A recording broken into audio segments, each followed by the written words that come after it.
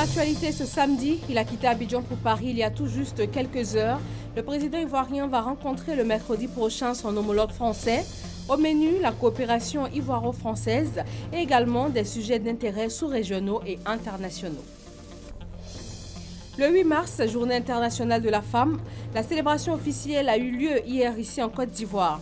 Nous vous proposons dans ce journal une incursion dans le quotidien des lavandières, ces femmes communément appelées Fanico qui proposent des lessives à domicile. Il y a 6 ans, plus de 18 000 personnes ont péri dans l'accident nucléaire de Fukushima après le puissant séisme puis le tsunami qui ont frappé la côte nord-est de l'archipel nippon. Aujourd'hui, le pays rend hommage à ces morts. Samedi 11 mars, bonjour à tous, bienvenue dans le 13h, merci d'être sur RTI 1. Le président Alassane Ouattara a quitté Abidjan ce samedi pour Paris, en France. Au programme de ce séjour, un entretien avec le président François Hollande sur des questions de relations et de coopération entre les deux pays et aussi des sujets d'intérêt sous-régionaux et internationaux. Le président Alassane Ouattara va ensuite regagner Abidjan en fin de semaine prochaine. Autonomisation économique de la femme pour une Côte d'Ivoire plus juste et équitable, thématique au cœur de la Journée internationale de la femme en Côte d'Ivoire. La célébration officielle a eu lieu dans le pays hier vendredi à Dzopé, dans la région de Lamé. La première dame, Dominique Ouattara, y a annoncé une enveloppe additionnelle de 200 millions de francs CFA pour le FAFSI, Fonds d'appui aux femmes de Côte d'Ivoire, déjà crédité de 450 millions de nos francs. Jérôme Kofi Aboulin. Arrivée triomphale à Adzopé de la première dame de Côte d'Ivoire, Dominique Ouattara. Accueil chaleureux sur le lieu du cérémonial qui justifie sa présence ce vendredi dans la capitale de la région de Lamé. Quand l'épouse du président de la République, Alassane Ouattara, se retrouve avec ses sœurs pour une cause qui leur est commune, en l'occurrence la Journée internationale des droits de la femme, la fête devient explosive. Pour preuve, le passage de la kyrielle d'artistes chanteurs bien connus des mélomanes ivoiriens se succédant pour faire danser et des personnalités et des populations pour la circonstance rassemblées pour célébrer la femme.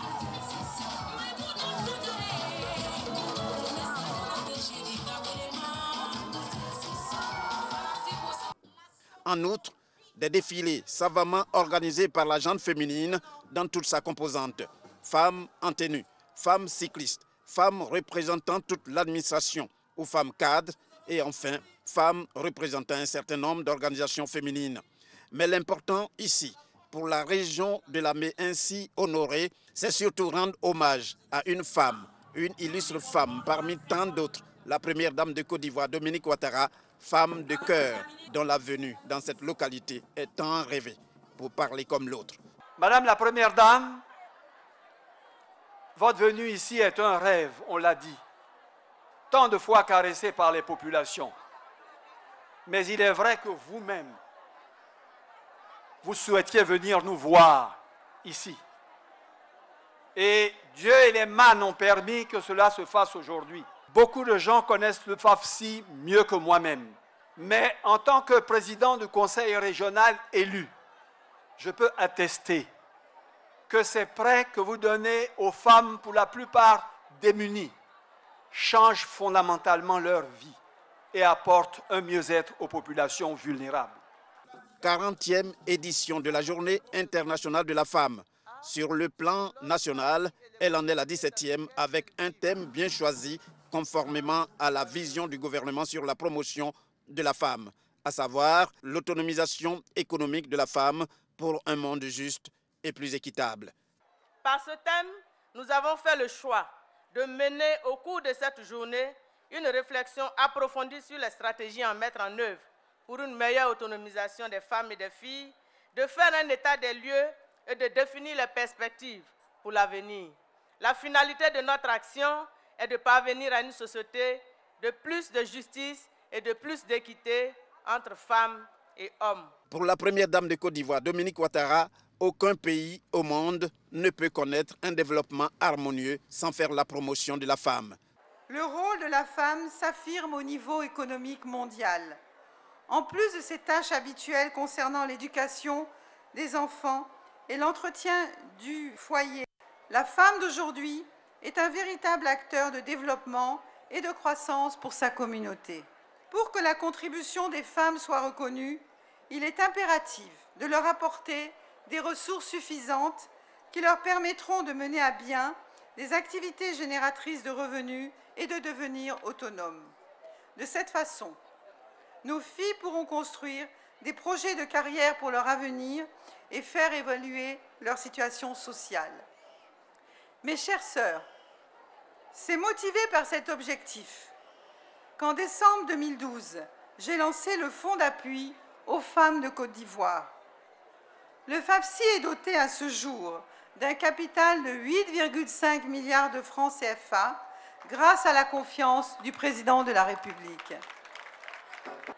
Les résultats obtenus sont très encourageants et nous poursuivons nos efforts afin que d'autres femmes puissent en bénéficier à leur tour. C'est pourquoi, en plus des fonds déjà octroyés aux femmes de la région de la Mé à hauteur de 450 millions de francs CFA, nous mettons à ce jour à votre disposition un montant additionnel de 200 millions de francs CFA afin de financer 2000 projets supplémentaires.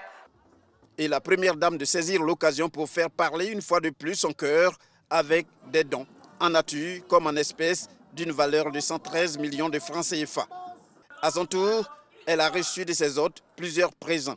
Il s'agit notamment des vivres et des attributs de chef ou de la noblesse. Avant de quitter Adzopé, la première dame de Côte d'Ivoire, Dominique Ouattara, a visité une ferme de poulets. La coopérative qui se charge de cette ferme a reçu d'elle une somme d'1 million de francs CFA comme soutien à son développement. Et les femmes d'Adzopé ont tenu à faire une adresse spéciale au chef de l'État. Leur message a été donné à la première dame par leur porte-parole, Edith Kwame. Nous voulons faire une adresse spéciale à son Excellence, M. Alassane Ouattara, votre illustre et cher époux. En effet, les actes de développement pour le bonheur des Ivoiriens qu'il a posés et continue de poser ne se comptent plus, tant ceux-ci sont visibles, patents, indiscutés et indiscutables. Madame la Première Dame, pour toutes ces raisons, nous vous prions d'être notre interprète auprès de votre cher époux, afin de lui témoigner notre attachement et notre reconnaissance infinie pour ses actes de grande affection et de marque de confiance. Dites à votre époux de garder courage lorsqu'au commande de son navire, il doit affronter les vents contraires, car les femmes de la mer sont avec lui. Et rien ne peut arriver à ceux pour lesquels les femmes prient. Qu'ils soient assurés de notre entière disponibilité à l'accompagner et à le soutenir dans ses actions.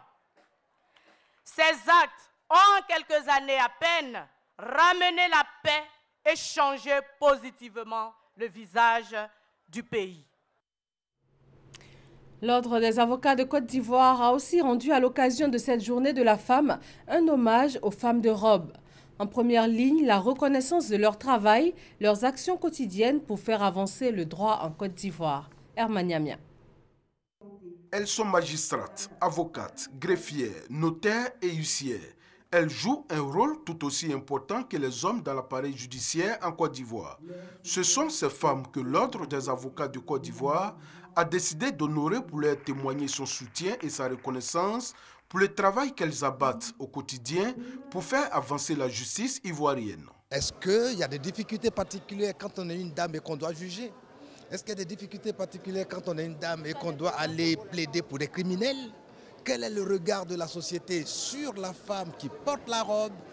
Est-ce que c'est le même regard qu'on porte sur l'homme qui porte la même robe? Voilà, c'est sur toutes ces problématiques-là que nous avons invité pour réfléchir, pour échanger. À la tête de la plus haute juridiction, nous avons une femme à la chambre judiciaire, une femme au parquet général, une femme à la tête de la plus haute cour d'appel, la plus grande en tout cas du pays. Nous sommes en bonne voie pour donner l'exemple. Justement, c'est la présidente de la Chambre judiciaire de la Cour suprême qui a parrainé cette cérémonie. Elle précise que la femme a les mêmes aptitudes qu'un homme pour exercer correctement ce métier. Depuis le 25 novembre 2011, le président de la République a décidé de mettre une femme à la Chambre judiciaire après 50 ans. Après 50 ans, depuis l'indépendance de notre pays, il n'y avait que des hommes. Les femmes sont plus dignes de confiance. Voilà, parce que nous avons peur de ne pas être à la hauteur. Voilà. Et quand on a peur de ne pas être à la hauteur, alors ça veut dire qu'on sera toujours à la hauteur. La première dame de Côte d'Ivoire, représentée à cette cérémonie par son directeur de cabinet Patricia Yao, traduit son admiration à ces femmes qui ont réussi avec brio à pénétrer ce secteur longtemps considéré comme réservé aux hommes. Elle les encourage à persévérer afin qu'elles soient très représentatives dans les instances de décision dans l'administration ivoirienne. La journée de la femme a été célébrée partout dans le pays.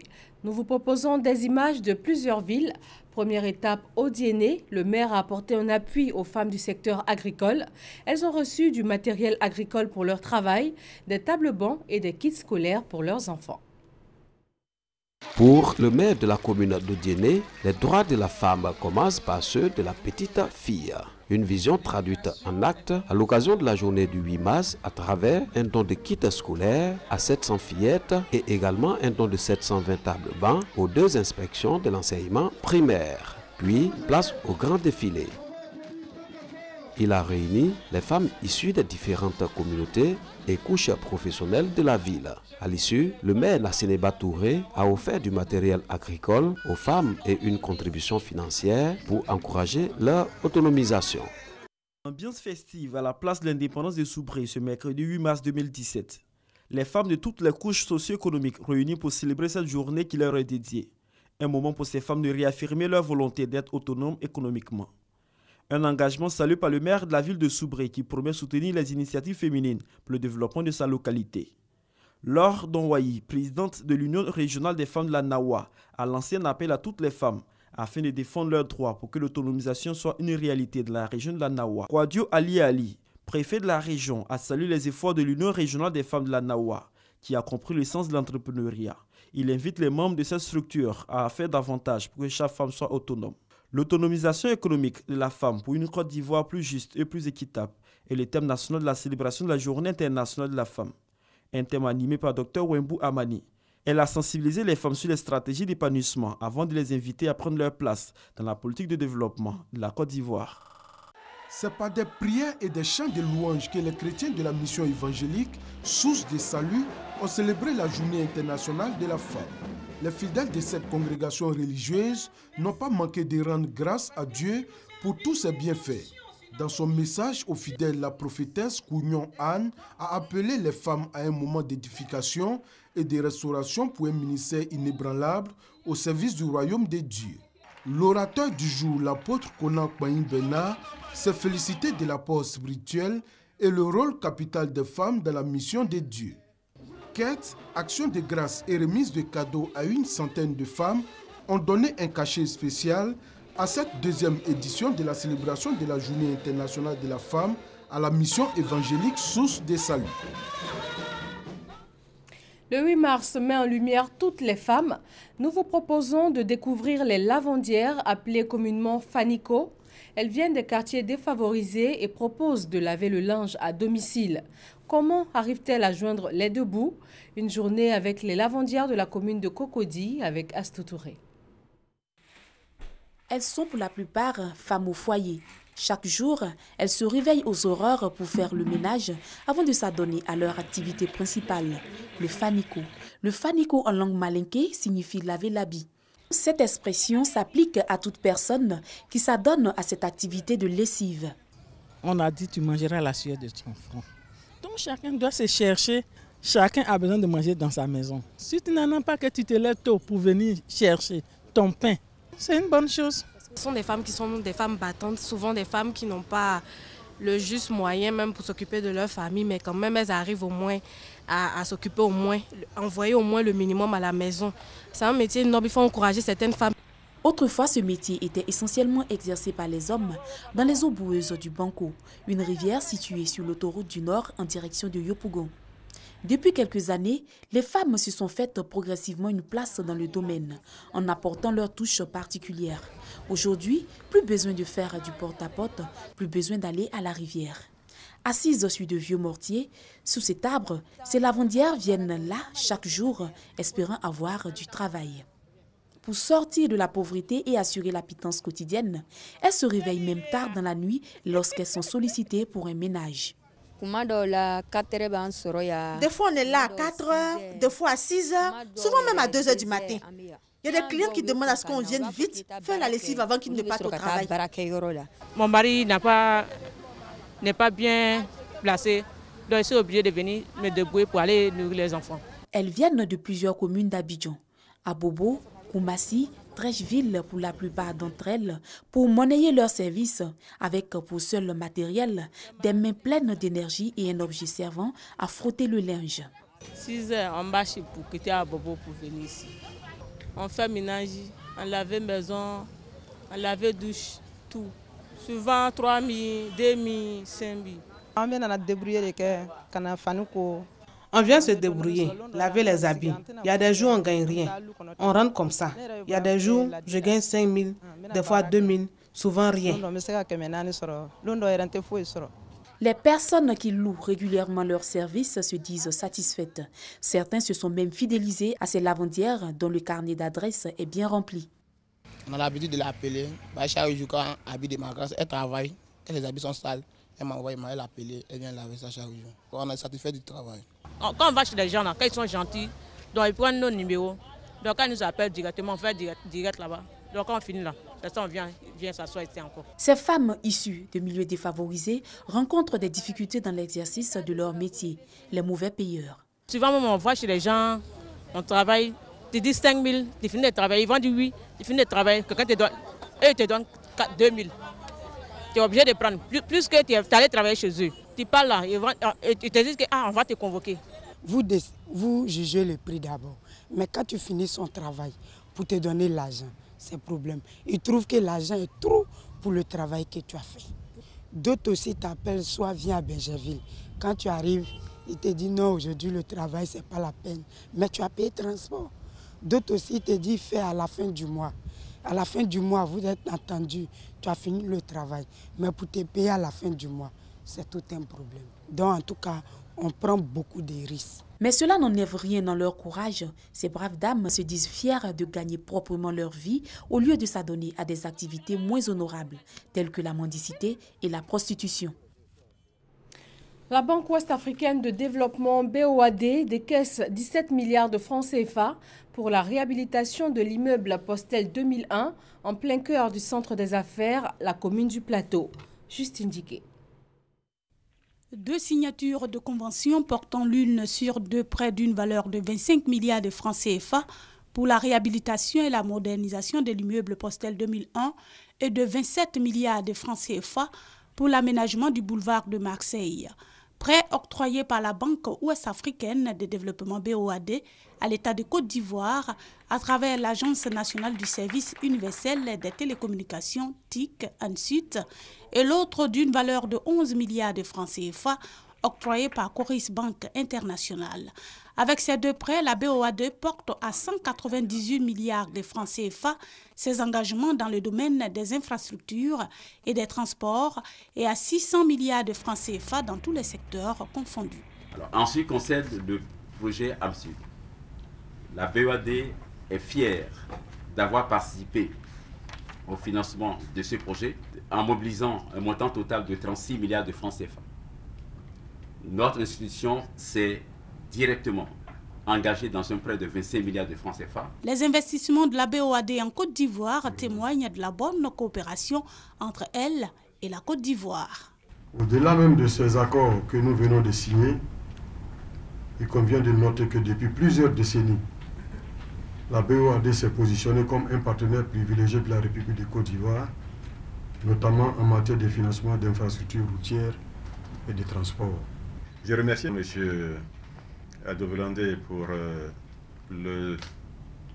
soutien qu'il nous a apporté dans la réalisation de ce projet, mais je le remercie également et plus particulièrement pour l'intérêt désormais accordé au secteur du numérique par la BOAD. Ce financement de la BOAD permettra d'achever la réhabilitation de l'immeuble Postel 2001 qui a déjà retrouvé son allure des années 80. Aujourd'hui, il redevient la fierté de la Côte d'Ivoire, le joyau qu'il n'aurait jamais dû arrêter d'être. C'est vraiment, comme je le disais, une grande fierté pour moi d'avoir conduit avec succès cette opération de réhabilitation. L'immeuble Postel 2001 rénové, dont le revenu locatif est estimé à 4 milliards de francs CFA par an pour un taux d'occupation de 70%, accueillera très bientôt ses nouveaux locataires. Dans le domaine des transports, les entraves à la libre circulation des biens et des personnes, un véritable frein à l'intégration sous-régionale. Les acteurs du transport et les opérateurs économiques du secteur ont mis en place un comité national. Ils élaborent une nouvelle stratégie en matière de plaidoyer pour le commerce régional et aussi la facilitation du transport. Mamadou Kouassi. La libre circulation des biens et des personnes dans la sous-région, un engagement qui a du mal à se traduire en actes. Les transporteurs et commerçants continuent de subir les tracasseries routières et douanières dans certaines frontières.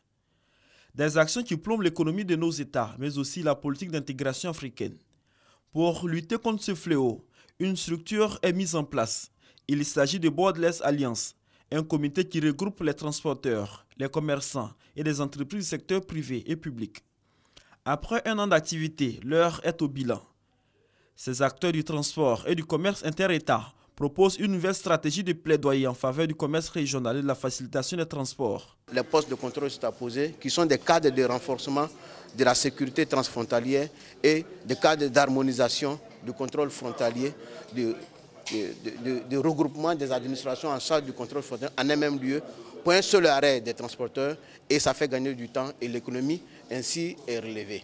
C'est aussi l'opportunité d'avoir des statistiques très fiables au niveau du trafic routier des camions de transport de marchandises, au niveau du trafic de toutes les personnes et des biens qui transitent d'un État à un autre. Le représentant du ministre des Transports a rassuré les membres du comité national de Borderless Alliance de la mise en place de nouvelles dispositions pour faciliter le trafic inter-État dans l'espace CEDEAO. Les procédures de contrôle routier, les procédures de traversée des frontières qu'il faut harmoniser et qu'il faut alléger. Et c'est dans ce sens que aussi bien en Côte d'Ivoire, nous avons eu l'honneur à travers la CEDEAO et l'UMOA d'obtenir l'implantation de 5 postes de contrôle juxtaposés sur le territoire ivoirien qui vont donc contribuer dès leur mise en service et vont contribuer énormément à la libre circulation des biens et des personnes. Les membres de Borderless Alliance comptent poursuivre leur plaidoyer auprès des États pour traduire véritablement en actes la libre circulation des biens et des personnes dans l'espace CEDEAO. Saisi de 20 kg de cocaïne par l'arrondissement maritime de Grand Bassam lors d'une patrouille au quartier France. Les deux trafiquants ont réussi à prendre la fuite. Ils tentaient d'écouler leurs marchandises par la lagune. Les enquêtes se poursuivent pour les retrouver. Le directeur général des affaires maritimes et portuaires a félicité les marins. Le colonel Tano Bertin leur a annoncé le renforcement de leur matériel de travail avec bientôt une navette. Les spécialistes de la santé sont formés en psychiatrie. Ils reçoivent les outils nécessaires pour mieux exercer dans ce domaine sensible. Un congrès a été initié par la Société africaine de la santé mentale et par la Société de psychiatrie de Côte d'Ivoire. Massokone Sitasoro. Femmes, développement et psychopathologie en Afrique, c'est le thème de ce congrès initié par la Société africaine de santé mentale en collaboration avec la Société de psychiatrie de Côte d'Ivoire. Nous avons organisé un congrès de santé mentale pour parler de la question de la femme. On a parlé des problèmes d'addiction, donc de drogue, d'alcoolisme, de dépigmentation aussi. Et puis on a parlé des pratiques thérapeutiques, c'est-à-dire des traitements que l'on peut donner et puis de la façon dont on peut prendre en charge les femmes lorsqu'elles ont des détresses psychiques. Au cours de cette rencontre, un maître mot, la santé mentale. Qu'est-ce qu'elle signifie? Santé mentale rime-t-elle avec démence ou troubles psychiques? La santé mentale n'est pas la folie. La santé mentale, c'est un état d'équilibre, de bien-être. Et vous êtes capable de réaliser, de faire les choses, de travailler, d'avoir des relations stables avec votre environnement. Cette santé-là peut être détériorée. Dans ce cas, il faut soigner.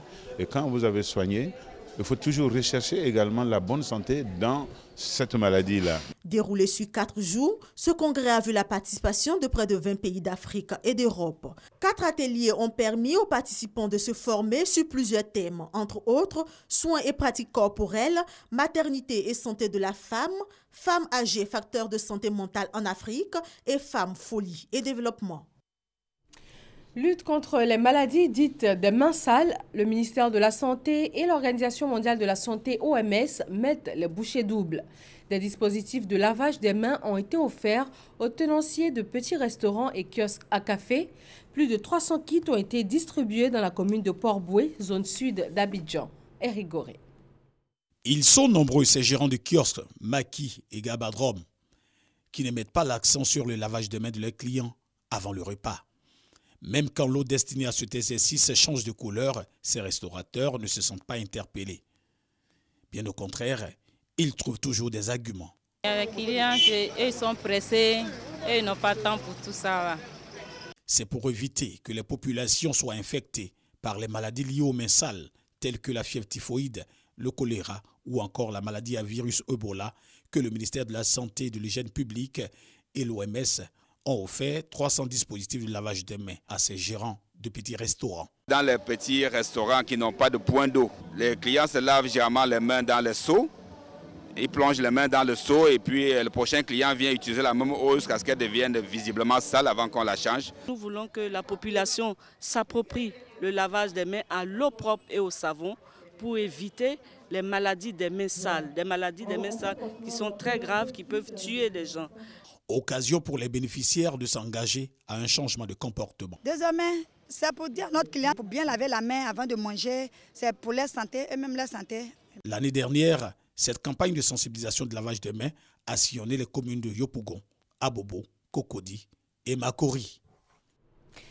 Renforcement du système éducatif, le réseau ivoirien des spécialistes de l'orientation fait la promotion des bonnes pratiques en matière d'orientation scolaire et professionnelle.